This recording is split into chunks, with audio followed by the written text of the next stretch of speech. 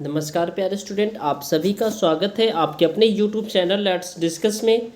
प्यारे स्टूडेंट, जैसा कि स्क्रीन पर देख रहे हैं, आज हम डिस्कस करने जा रहे हैं क्लास 10th का विषय हमारा होगा हिंदी, जो कि वर्कशीट नंबर 101 है, जो कि 2 मार्च 2022 के लिए है। तो आज हमारा जो चैप्टर है कृतिका, शाना शाना हाथ जोड़ी। तो प्यारे बच्चों, आज हम मधु कांकरिया जी के द्वारा रचित शाना शाना हाथ जोड़ी यात्रा वृतांत पाठ के अगले अंश को अध्ययन करेंगे। जैसा कि आप जान चुके हैं कि शाना शाना हाथ जोड़ी एक यात्रा वृतांत है, जिसमें लेखिका ने अपने सिक्किम और वहाँ की राजधानी गंगटोक यानी गैंगटॉक की यात्रा के बारे में बताया है और वहाँ की प्राकृतिक सुंदरता और सामान्य जीवन एवं कुछ विशेषताओं के बारे में लिखा है। तो उसे हम पढ़ते हैं, एक एक करके समझते हैं। तो चलिए स्टार्ट करते हैं। शाना शाना हाथ जोड़ी। धीरे धीरे एक उजास उस शून्य से फूटने लगा, एक प्रार्थना होठों को छूने लगी। शाना शाना हाथ जोड़ी। गर्द हूँ प्रार्थना, हामरो जीवन तिमरो कौशेली, यानी छोटे छोटे हाथ जोड़कर प्रार्थना कर रही हूँ कि मेरा सारा जीवन अच्छाइयों को समर्पित हो। अर्थात मधु कांकरिया अपने आप को कहती है जो मेरा जो जीवन है वो सदा अच्छे के लिए हो। ठीक है। आज सुबह की प्रार्थना के ये बोल मैंने एक नेपाली युवती से सीखी है। तो ये कांकरिया जी खुद कह रही है, ये जो बोल है ये किससे सीखी है? जो नेपाली लड़की से सीखी है, युवती से सीखी है। सुबह हमें यूथ थांग के लिए निकल पड़ा, पर आंख खुलते ही मैं बालकनी की तरफ भागी। यहाँ के लोग ने बताया था कि यदि मौसम साफ हो तो बालकनी से भी कंचनजंगा दिखाई देती है। यानी मौसम साफ हो तो बालकनी से कंचनजंगा को आप आसानी से क्या कर सकते हैं? देख सकते हैं। राइट।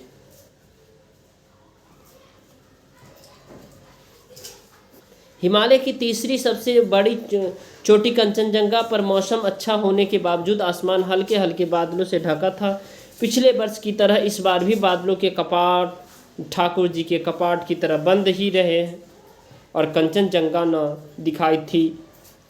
दिखी, पर सामने ही रकम रकम के रंग बिरंगे इतने सारे फूल दिखाई पड़े कि लगा फूलों के बाग में आ गए। अर्थात खुद को वो जो है ना फूलों के बाग में महसूस कर रही है और वहाँ पे बैठी बैठी वो क्या कर रही है?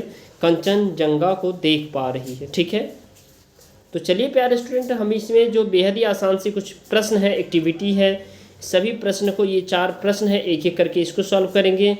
साथ साथ में हमारे 2 एक्टिविटी है, इन दोनों एक्टिविटी को अच्छे से समझने का प्रयास करते हैं। तो लेट्स सी इसके आंसर को देखते हैं। लेखिका मधु कांकरिया ने प्रार्थना के बोल किससे सीखे हैं?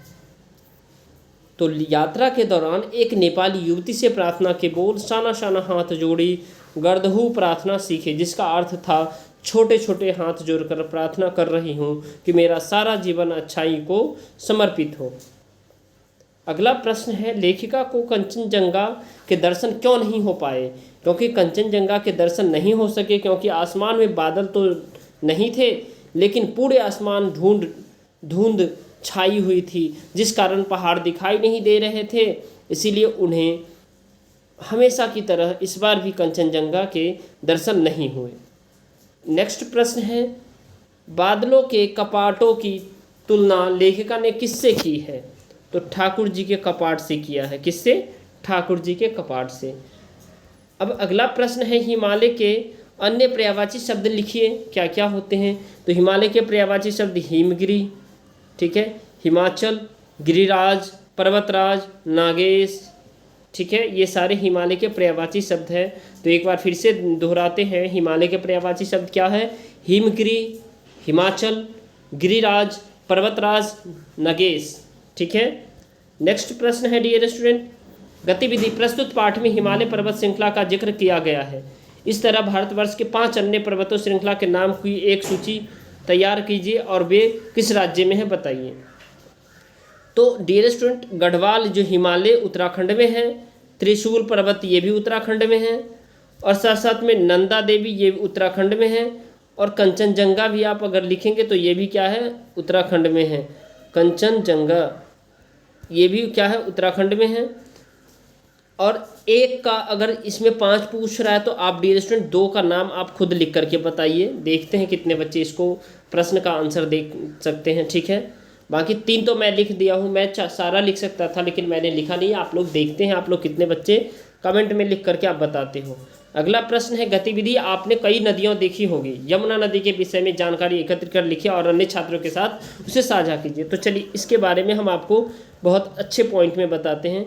यमुना नदी भारत की सबसे प्राचीन नदियों में से एक है। यमुना नदी को हिंदू संस्कृति में पवित्र नदी माना गया है। दूसरा थर्ड लाइन है, यमुना नदी यमुनोत्री नामक जगह से निकलती है और यह प्रयागराज में गंगा से मिल जाती है। ठीक है।